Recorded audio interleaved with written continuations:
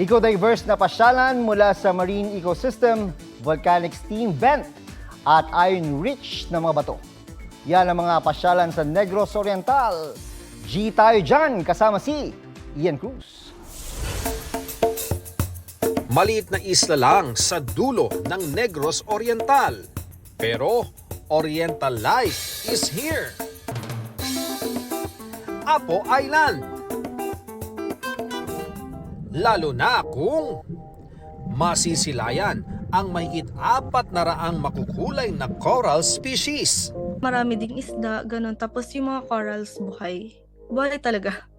Ang gaganda din ng kulay. Sobrang ganda kasi ang lalaki ng mga pawikan. Di nakapagtatakang isa ito sa best diving spots sa bansa at sa daigdig.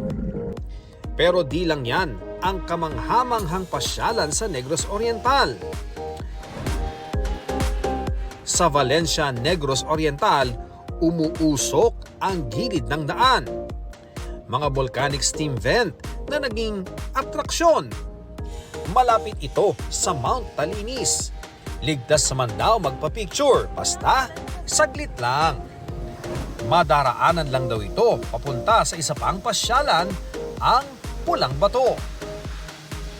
Falls na ang mga bato namumula dahil sa iron deposits sa lugar. Yung color ng palayok, pag binake, parang ganun yung pagka-red niya. Tapos yung tubig, hindi siya yung malamig, relaxing sa katawan. Parang ang sarap magbabad, so sobrang bitin. Kung may chance, babalik talaga ako. Ian Cruz nagbabalita para sa GMA Integrated News. Huwag magpahuli sa mga balitang dapat niyong malaman. Mag-subscribe na sa GMA Integrated News sa YouTube.